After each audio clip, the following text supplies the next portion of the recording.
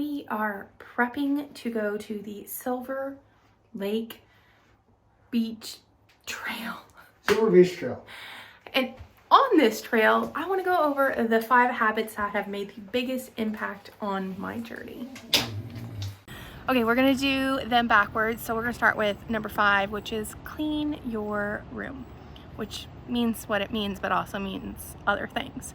Clean your room up, make your bed, keep your space in order, because when we have a mess around us, it creates chaos and disorder in our mind. And how can we work on ourselves and strive for better when it's just chaos and disorder around us? That is a big thing. Also, big thing is look at your environment. Is it giving you good cues to do good habits or bad habits? A thought I had was, let's say you have a plate that you keep cookies out on the counter. Well, the plate's empty. That empty plate being there is a cue to bake more or set more out. Or heck, just a cookie plate being there is a cue to eat the cookies. Change these things. Give yourself good cues to do good habits, whatever that looks like, whatever you want to change. That is what it means to clean your room. My personal example for this is doing the dishes after every meal, or at least once a day, because it makes me feel more clear-headed. It makes me feel like my life is not just pure chaos, because you have to walk through our kitchen, which means if the dishes are done, the counters, sinks, everything's dirty, I'm constantly having to visually see that. It helps me so much having the kitchen done. I feel so good about having it done. And then if people show up, I don't have to worry about a dirty kitchen too. So there's the bonus in that. Number 4, do the small things. You're gonna progressively see me redder and sweatier because Scott's dragging me up the side of a mountain. Do the small things. Do those things that you said you would do. Do those things that are on your mind. Clean up your desk. Reorganize things. Don't let these things tick in your mind, because this is all about building integrity. Doing what you say you're gonna do when you're gonna do it. This is a fundamental aspect of my weight loss journey. My entire life, adult life at least, I have spent not being my word, saying I'm gonna do something and never following through. And it's about learning boundaries too. That if I know I can't do something, don't say I can do it. Because this is what builds that integrity inside that makes me believe myself again. That when I say, Amanda, I'm not gonna eat that, or I'm gonna go to the gym, 5 to 7 days a week, I know I'm going to, because I am my word. All 5 of them are important. This one, I think, is vitally important to get a good foundation for getting healthy, losing weight, feeling better, feeling good about ourselves. Because I also learned something through this journey. I'd spent most of my life listening to that mean, nasty voice in my head saying, you can't do it, you suck, you're ugly, you're fat, you're not worth anything, yada, yada, yada, just that mean voice most people have. Well, it turns out most people actually don't have it. And I discovered that that mean voice was that part of myself that I had lied to so many times. It created so much resentment in myself because I constantly said I'd do something and I didn't. So why am I gonna believe anything that I say if I am able to keep tally and track of every lie, everything I ever said I would do and I haven't? It was like a fractured part of me that was just resentful. I know we have all experienced that with somebody in our life. They're resentful. No matter what you do, they're always that negative voice. And as I've gone through my journey, I've discovered I've reintegrated that part of myself into myself, and I don't have that nasty voice chipping in my ear anymore.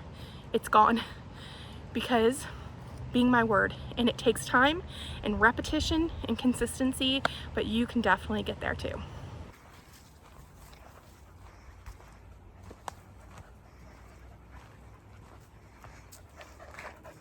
That panting you hear is this one.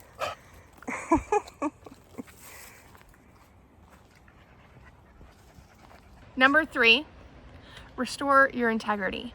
When you can't be your word, when we do things that we know we shouldn't or we're shameful about, it just creates more guilt. So bringing it out to the light. Sunlight actually sanitizes things. It cleanses things. If you have something with bacteria on it, the UV cleanses it. It's kind of the same thing for us. When we do something and we're ashamed of it, we want to hide it, but hiding it just makes us more guilty. So what do? Bring it out, talk to someone, write it in a journal.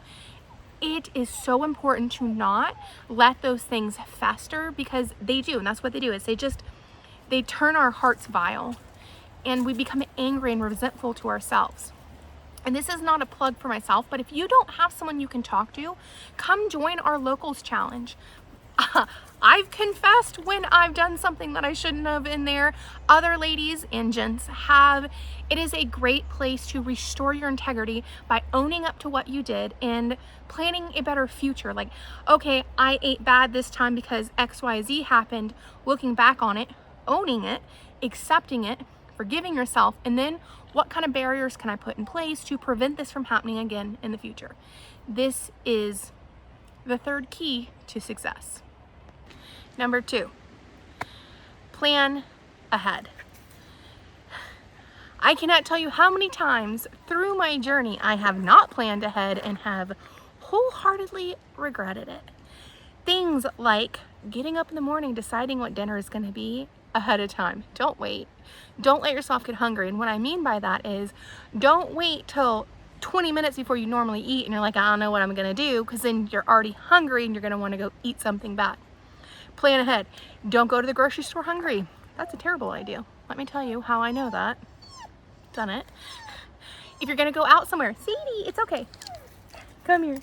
If you're going to go out somewhere, eat before you go. If you have the option to choose to not go somewhere that is a big trigger for you, choose that. She wants to keep going on a walk and stopping, don't you? Come here. Hi. Do that. Don't be afraid to say something. If you have friends and you want to catch up, do coffee instead of a restaurant. These kinds of things really help by planning ahead. If you're a planner anyways, plan out meals, set your plan for food out ahead of time. Do not wait to the last second. It is always a very bad idea. The last one, can you guess what it is? If you've watched any of my videos, you shouldn't be surprised. The most important habit that I have developed is walking. Not because I do it for losing weight faster, because I do it for the physical and mental health benefits it gives me. I probably should do an entire video about walking, about the benefits. Things like on the physical side, strengthen joints, muscles, balance, helps the motility of our intestines getting food through us better. If you are a diabetic, it helps reduce your glucose, your insulin resistant. It improves that and makes you less insulin resistant just walking. It's amazing. As far as the mental health aspect of it, not being able to move around and do the things that I wanted to do, that was the heaviest burden on me, more than I can even articulate in words. Not being able to do just basic tasks that I wanted to do because I was physically limited. Being able to walk, to see all of this, get out in the sun, get sunburned, get bug bites, go explore. It has helped my mental health more than anything. Getting to spend time with my dogs, with my husband. Getting to walk Rosie her longest walk hiking 2 days before she died. These are the things that help immensely. The dopamine and the serotonin from just getting out and moving. And then also being able to look back and say, okay, when I started this, I had to use a walker. I could hardly walk a few hundred feet using a walker because my back hurt, my endurance was so bad, and my heart rate was so elevated with just moving a little bit. To now, yes, I am sweaty. We've hiked 3 miles so far, and we have about 3 miles back to get home.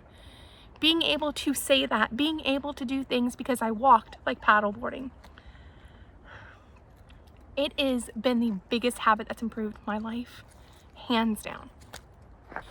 To summarize, clean your room. Keep your environment picked up, organize things. It will help organize your life. Do the small things. Do those things that have been nagging at you. They will give you so much relief and dopamine, by the way, for doing the tasks. Even cleaning up your desk, simple things, not even around food, will help you on your weight loss / health journey. Third one, restore your integrity. We're never going to be perfect. At times I'm going to say I can do something and I can't. Restore it. If you do something that gives you shame, bring it out into the light. Number 4, make sure you plan ahead. Don't let yourself be caught off guard. Think about what's going to happen and set yourself up for success. That is a big thing. Every time I've ever failed, it's because I didn't think ahead for a reason, and I set myself up for failure. And last, as we already talked about, walking. Get up, go do something. It doesn't matter if it's walk from the couch to the door and back 3 times. Do something to improve your life just a little bit today. Thank you guys for listening. I hope you can use these to make your own habits, to make your life better and improve your journey. Number 3.